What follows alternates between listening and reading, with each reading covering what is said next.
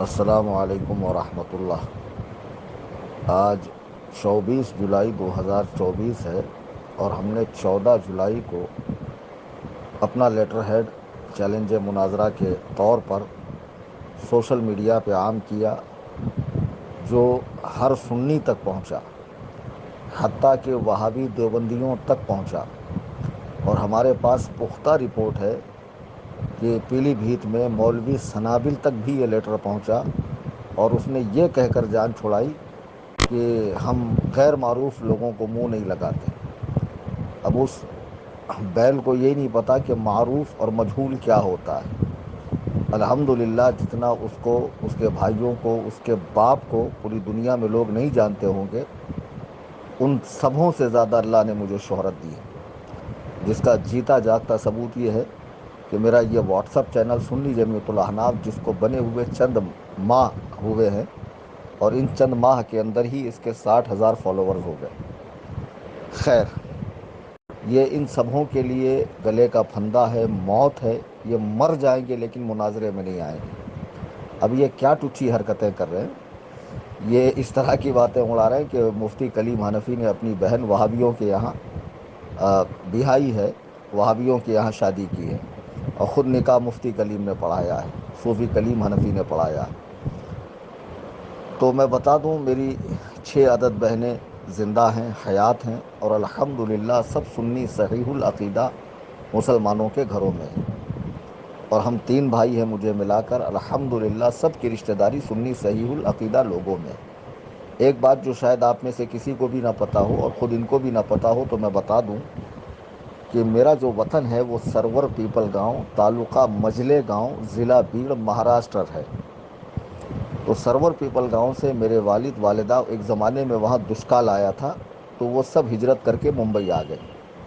تو جب ممبئی آئے تو یہاں انہیں ایسے لوگوں کی صحبت ملی، یو پی والوں کی اڑوس پڑوس میں، اور سیٹھ بھی ایسے ملے جو سرکار مفتی اعظم ہند کے مرید تھے۔ تو الحمدللہ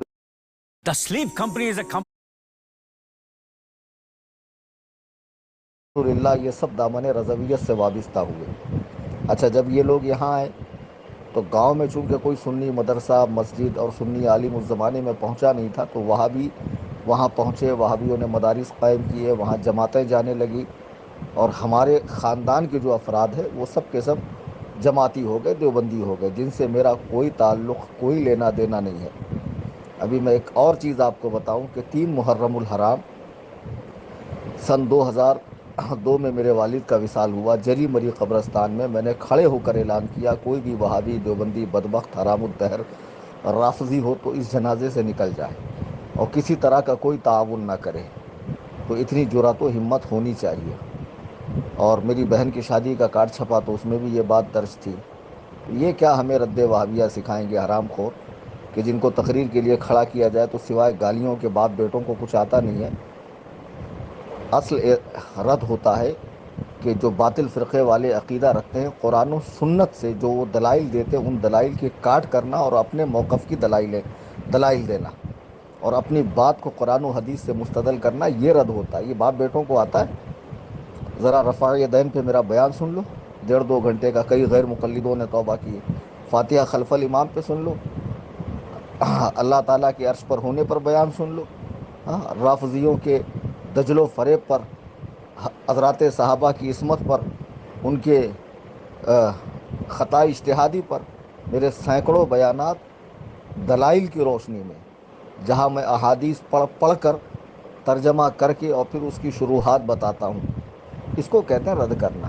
ان کو سوائے گالی دینے، پپا پپا، ڈیڈی ڈیڈی، وہ ہجڑوں، وہ حرام خوروں، وہ تطہیریوں، ان آتا کیا ان کتوں کو؟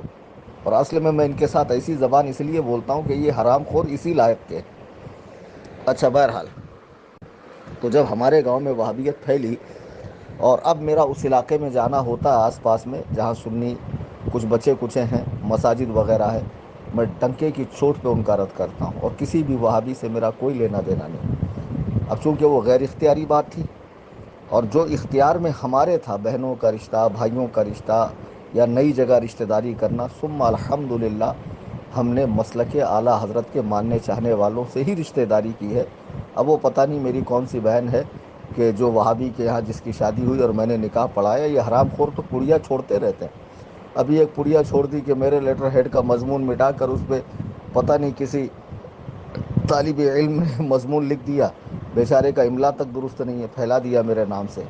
اور آج ایک پڑیا چھوڑی کہ میں نے حضور محدث کبیر دامت برکاتہم العالیہ کے حوالے سے کہا کہ ان پر کفر پلٹا، معاذ اللہ ثم معاذ اللہ۔ ایک سلیم نامی خبیث ہے جس کی بہت طبیعت سے کٹائی ہوئی تھی اور ابھی جیل میں بند ہے خبیث، یا چھوٹ گیا پتہ نہیں، وہ مردود ممبئی چھوڑ کر بھاگا، کئی لوگوں کا پیسہ باقی ہے۔ تو اس خبیث نے مجھے تقریباً 12 سال پہلے فون لگایا تھا جب یہ معاملہ بالکل تازہ تازہ تھا۔ تو اس نے حضور محدث کبیر دامت برکاتہم کی شان میں بڑی شدید گستاخیاں کی تھی، تو میں نے اس کی اور اس کے اہل خانہ کی تکفیر کی۔ پھر میں نے رجوع کیا تو بعض حساس علماء نے بتایا کہ اس میں حکم تکفیر نہیں ہوتا ہے۔ جب اس نے مجھ سے فون پر بات کی تو میں نے اس تکفیر سے رجوع کیا، نہ کہ اس لیٹر سے۔ وہ 12 سال پرانی ریکارڈنگ ہے کہ بھئی جہاں بھی ہماری غلطی ہوگی ہم تو اہل حق ہے، اور حضرت عمر رضی اللہ تعالیٰ عنہ کا یہ قول ہمارے ذہن میں ہر وقت رہتا ہے، العار خیر من النار، شرمندگی آگ میں جانے سے بہتر ہے۔ اور اللہ تعالیٰ توبہ کی توفیق بھی اسے ہی عطا فرماتا ہے جسے وہ پسند فرماتا ہے۔ اپنی غلطیوں پہ ڈٹ جانے والا، اکڑ جانے والا ابلیس کا جانشین ہے، ابلیس کا پیروکار ہے، نہ کہ اللہ والا ہے۔ تو بہرحال میں نے اس بات سے رجوع کیا۔ پھر جب وہ کہہ رہا ہے کہ علامہ صاحب نے سنابل کے سسرے کو دیوبندی کہا، میں نے کہا اگر دیوبندی کہا اور اس معنی کے اعتبار سے دیوبندی کہا جو عقیدتاً دیوبندی ہوتا ہے، نہ کہ وطناً دیوبندی، نہ کہ صرف دیوبند میں جانے آنے کی بنیاد پہ اسے دیوبندی سمجھا گیا، عقیدتاً دیوبندی کہا اور وہ نہیں ہے تو حکم پلٹے گا، وہ کوئی بھی کہے۔ تو آگے میں نے کہا کہ حضور تاج الشریعہ کی بارگاہ میں معاملہ وہ فیصلہ آئے گا، اس نے آدھی ادھوری ریکارڈنگ کیوں ڈالی خبیث نے۔ اور پھر حضور تاج الشریعہ کا موقف حضور تاج الشریعہ کا فرمان آ گیا کہ علامہ صاحب حق پر ہے۔ ہم نے شروع دن سے آج تک علامہ کی تائید کی، آگے بھی کرتے رہیں گے۔ اور مولانا تطہیر صاحب قبلہ دامت برکاتہم جنہوں نے اپنی بعض عبارتوں سے جو ناپسندیدہ تھی، جسے علماء نے فرمایا کہ یہ ٹھیک نہیں ہے، انہوں نے رجوع فرمایا۔ تو رجوع فرمانے کے بعد کیا حق بنتا ہے کہ آپ ان کے بارے میں اس طرح کی بات کہیں، جو اتنا متقی، پرہیزگار، تہجد گزار اور عابد شب زندہ دار ہو، ہاں دن میں روزے رکھتا ہو، جس کی نوافل تک نہ چھوٹتی ہو۔ یہ کتے جو جمعہ کے دن سوتے پڑے رہتے، حرام خور پیر مرید، کیا ان کی حقیقت میں جانتا نہیں؟ ہاں، اور بدعات کو فروغ دے رہے، ان کی ٹھکائی تو میں 3 اگست کو ممرہ کی سرزمین پر فتاوی رضویہ ہی کی روشنی میں کروں گا، تشریف لائیے گا۔ بہرحال تو یہ ہے اس آڈیو کی حقیقت۔ اب سن لیجئے بھائی صاحب، انہی کے خاندان میں مولانا زرتاب رضا خان صاحب ہیں۔ تو شروع میں تو کچھ ان کی جانب سے بھی باتیں ہوئی تھی، بعد میں انہوں نے رجوع کیا اور الحمدللہ آج وہ مرکز اہل سنت کے ساتھ ہے، انہی کے سگے چچا کے بیٹے۔ آج ان کا ایک ویڈیو میں نے دیکھا جس میں وہ فرما رہے ہیں کہ ہم سعد اللہ نگر میں قائد ملت کو لے کر آئیں گے، ابھی تو تمہاری دیواریں ہلی، بعد میں بنیادیں ہل جائیں گی۔ بتائیے، انہی کے خاندان کے لوگ ان پہ تھوک رہے، برہان میاں، زرتاب میاں اور حضرت مشہود ملت کے صاحبزادگان ان پہ تھوک رہے ہیں۔ کل ملا کے یہ 2 باپ بیٹے 3 اور ایک وہ گینڈا جیسا ہے وہ، جس کے ابا ابھی بھی جو ہے وہ آف ہوئے ہیں، وہ یا اس کا چھوٹا بھائی، ایسے کل ملا کے یہ 5-6 لوگ ہیں، اور کل ملا کے پوری دنیا میں ان کی 1000-1500 سے زیادہ مرید نہیں ہوں گے۔ ابھی میں ناگپور میں انہی کے رت کے لیے گیا، لوگوں نے کہا ان کا یہاں نام و نشان نہیں ہے، آپ رت کیا کریں گے حضرت؟ بتائیے، بڑے بڑے شہروں میں جن کا نام و نشان نہ ہو، جو زوال پذیر ہو، اب یہ کیا کر رہے ہیں؟ ایک چال چل رہے ہیں کہ بریلی سے خانقاہیں ٹوٹی ہے تو ساری خانقاہیں کو چاہیے کہ خانقاہ حشمتیہ سے ملے۔ تم تو بہت پکے مسلک اعلیٰ حضرت والے بنتے ہو، بہت سی خانقاہیں حسام الحرمین کو مانتی نہیں ہیں، خانقاہ مجیبیہ ہو گیا، پھلواری ہو گئی، جامعہ نظامیہ ہو گیا، نجیس الپادری کے لوگ ہو گئے، خانقاہ عارفیہ ہو گئی، ہاں یہ لوگ حسام الحرمین کو مانتے ہی نہیں ہیں، یہ علماء دیوبند کی تکفیر ہی نہیں کرتے، ہو تم تو علماء دیوبند کی اب بھی تکفیر کر رہے ہو، تو تمہارے لیے ان سے اتحاد جائز ہو گیا خبیثو، اب ان سے اتحاد جائز ہو گیا۔ اجمیر کے وہ رافضی مجاور جو صحابہ پر بھونکتے ہیں، اور تم تو صرف کہہ رہے ہو کہ ہم صرف تعزیہ داری کو جائز کہہ رہے ہیں، صحابہ کی عظمت کے حوالے سے ہم کوئی بھی سودا نہیں کریں گے، تو اب اجمیر کے رافضی مجاوروں سے ملنا جائز ہو گیا۔ میں آپ کو ان کی حقیقت بتاتا ہوں. بہت سے لوگ سوچ رہے ہیں یہ کون ہے, کیا میٹر ہے ان کا. ایک ہے پیلی بھیت کے اندر حضرت علامہ حشمت علی خان رحمۃ اللہ علیہ, جو پہلے دیوبندیوں کے مدرسے میں پڑھتے تھے. اعلیٰ حضرت امام اہل سنت کی انہوں نے کتاب پڑھی, متاثر ہوئے, اعلیٰ حضرت کی بارگاہ میں گئے اور تمام علوم و فنون سے فراغت پائی, اور اعلیٰ حضرت کے فرمان ہی پر مناظرے کی شروعات کی, اور ہر مناظرے میں فاتح رہے. جن کو اعلیٰ حضرت نے اپنا روحانی بیٹا کہا, جن کو ابو الفتح شیر سنت علامہ حشمت علی خان علیہ الرحمۃ والرضوان اور مظہر اعلیٰ حضرت بھی کہا جاتا ہے, وہ پوری زندگی سرکار اعلیٰ حضرت کی تعلیمات کو عام کرتے رہے. ان کے بڑے صاحبزادے حضور مشاہد ملت بھی اسی مشن پہ رہے. ان کے چھوٹے بھائی حضور مشہود ملت وہ بھی اسی مشن پر رہے, اور ان دونوں بھائیوں کے صاحبزادگان آج بھی بریلی کے ساتھ ہیں. یہ لوگ بھی بریلی کے ساتھ تھے, یہ جن کو کہا جاتا ہے شیر ہندوستان ہے نا, اور ان کے بیٹے یہ بھی. میں 6-7 سال پہلے کے ان کے پوسٹر دکھاتا ہوں, جب یہ اپنے پوسٹر میں لکھتے تھے سنیوں کا مرکز بریلی شریف, ہمارے امیر تاج الشریعہ. اب ذرا غور کیجئے, ایسا لکھنے والے اچانک اتنا پلٹے کیوں؟ اصل میں یہ لوگ وہابیوں کے رد کے لیے مشہور تھے, لیکن رد کرتے کرتے انہوں نے دعوت اسلامی سنیت سے باہر, سنی دعوت اسلامی سنیت سے باہر, فلانا سنیت سے باہر, ڈھمکا سنیت سے باہر. علماء کے برداشت کرنے کی حد پار کر گئی تھی, اور علماء چاہ رہے تھے کہ حضور تاج الشریعہ کی حیات میں ہی کوئی مسئلہ حل ہو جائے. اور الحمدللہ میرے مرشد نے اپنی زندگی میں ان خبیثوں کو مرکز سے نکال کر پھینک دیا. بہت اچھا ہوا. اگر حضور تاج الشریعہ ان پر حکم نہ لگاتے تو آج یہ جیسے فتاوی رضویہ کی آڑ لے کر گمراہ کر رہے ہیں, تاج الشریعہ کا نام لے کر لوگوں کو گمراہ کرتے. مگر مرشد کریم کی نگاہ ولایت نے دیکھ لیا تھا آگے چل کے فتنہ پھیلے گا. اچھا ان سے کہو ادریس بھیا کی عمر ہے 75-80, سنابل کی ہے 50-52-55 جو بھی ہوں گی, وہ جو رومال باندھتا ہے نا زعفرانی رنگ کا, تو کیوں باندھتا ہے ذرا پوچھنا؟ گومڑا نکلا ہوا اتنا بڑا سر پہ, اس کے تازیہ بنا ہوا پیدائشی. وہ سنابل شمائل, انہوں نے اسی سال سے ڈھول کو کیوں جائز کہا کہ بطور اعلان وہ جائز ہے, رخصت ہے؟ اسی سال سے کیوں کہا؟ اب تک انہوں نے عالمگیری دیکھی نہیں تھی ہاں, اور تعزیہ داری کو اب جائز, انہوں نے تو جائز کہہ دیا. لیکن اب ان کے مریدین آگے بڑھ کے پھول, ہار, مالا, دھونی, چڑھاوے. اب ظاہر سی بات ہے کہ کوئی چیز اگر عوام کے ہاتھ میں چلی جائے, ہاں, جسے شروع کیا گیا اچھے کام کے لیے اور عوام کے ہاتھ میں دے دیا جائے, تو عوام اس میں غلو کرتی ہے, اور اس حد تک پہنچ جاتی ہے کہ بعد میں علماء کی بھی نہیں سنتی ہے. تو بہرحال اب تک کیوں جائز نہیں کہہ رہے تھے؟ تو یہ سب بریلی والے تھے, لیکن انہوں نے ہر سنی کا رد اتنا زیادہ کیا کہ یہ خود ہی رد ہو گئے, یہ خود ہی ردی کے ٹوکری میں چلے گئے. پھر ہوا یوں کہ ایک شخصیت ہمارے یہاں ہے, حضور محدث کبیر, جو سرکار صدر الشریعہ کے صاحبزادے ہیں, ان کے جانشین ہیں, ان کے علوم کے وارث ہیں. بہت بڑی شخصیت ہے.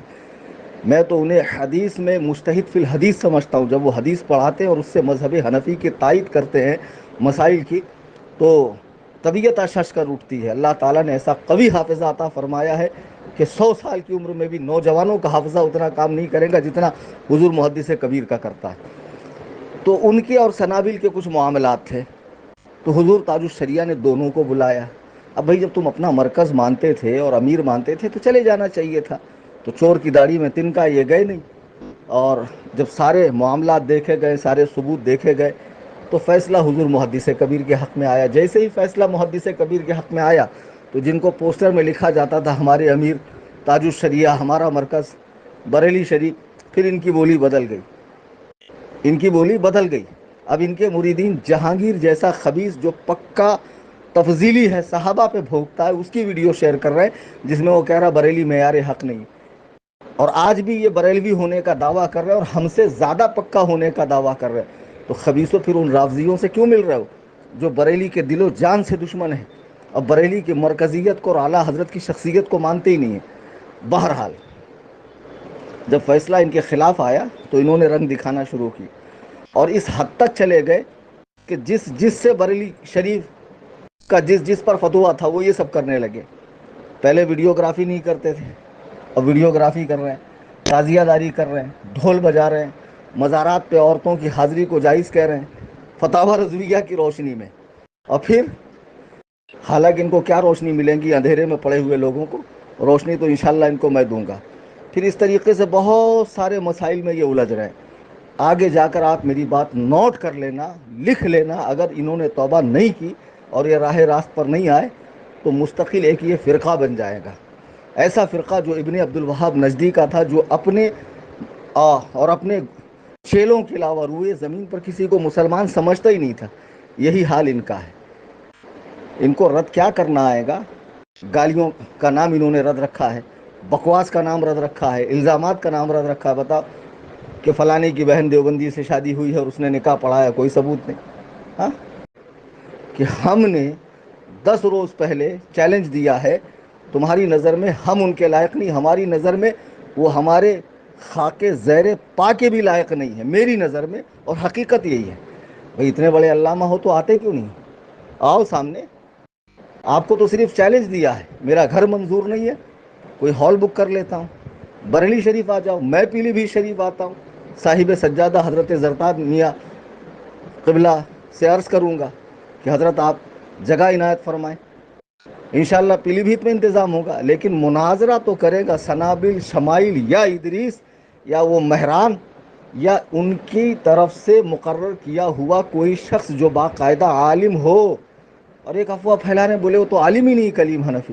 ارے بدبختو، اگر میں مناظرے میں میری سندیں حفظ کی، قرت کی، فضیلت کی، افتاء کی نہ لے کر آؤں، اور ان پر مدارس اور علماء کی، مدارس کا نام علماء کی مہریں ہیں، رجوع کر لو ان مدارس سے کہ بھئی یہ فلاں سن میں یہ آپ کے یہاں سے انہوں نے حفظ کیا کہ نہیں، قرت کی کہ نہیں، فضیلت کی کہ نہیں، شعبہ افتاء میں انہوں نے داخلہ لیا یا نہیں، اس کی تکمیل کی یا نہیں۔ اگر میں جھوٹا ثابت ہو جاؤں تو بنا مناظرے کے آپ میری شکست کا اعلان کر دیجئے، اور میں خود اپنے آپ کو تسلیم کر لوں گا کہ میری شکست ہو گئی۔ ٹھیک ہے، میں مفتو ہو گیا، آپ فاتح ہو گئے، میں خود تسلیم کروں گا، لیکن شرط یہ ہے کہ سامنے آئے۔ اب اس کے بعد جو بھی ٹچی باتیں آئیں گی مجھے نہ بھیجا کریں آپ لوگ، آپ سمجھ جائیں کہ ان میں دم خم ہی نہیں ہے۔ یہ مناظرے کا چیلنج ان کے لیے اتنا بھاری پڑ گیا، اتنا بھاری پڑ گیا کہ یہ ہر سنی تک پہنچا، اور ہر سنی کے دل کی کلی کھل اٹھی، اس کا مشام جاں معطر ہو گیا کہ سبحان اللہ، یہ بدبخت جو اچھلتے کودتے بندروں کی طرح پھاندتے پھرتے تھے، ان کو لگام کسنے کے لیے کوئی آیا۔ تو تم کس حیثیت سے بہت بڑے ہو گئے، جبکہ قرآن کہہ رہا ہے ان اکرمکم عند اللہ اتقاکم، اللہ کے نزدیک بڑا وہی ہے جس کے پاس تقوی ہے۔ تم تو جمعہ کے دن سوتے پڑے رہتے ہو، تم تو عید کی نماز نہیں پڑھتے ہو، تمہارے پیر تو نمازوں کی اہمیت گھٹاتے ہیں معاذ اللہ۔ ارے بھائی، صاحب ایمان پر تو نماز ضروری ہے، تم تو صاحب ایمان ہو، پھر نماز کیوں نہیں پڑھتے ہو؟ ایک کو آدمی ان کا نماز نہیں پڑھے گا، نہ پیر پڑھے گا نہ مرید پڑھے گا، ہم نے خود دیکھا ہے۔ بمبئی میں گپ شپ ہانکتے رہتے ہیں، اذان ہو رہی ہے، فلانا سلح کلی، فلانا انا کلی، فلانا شفا کلی، فلانا یہ، فلانا ڈھمکا یہ، کوئی تو ان کے حکم سے بچا نہیں ہے۔ ایسے تو بدبخت ہے یہ، کسی پر اگر حکم فسق کا ہو تو یہ کفر تک لے جاتے ہیں۔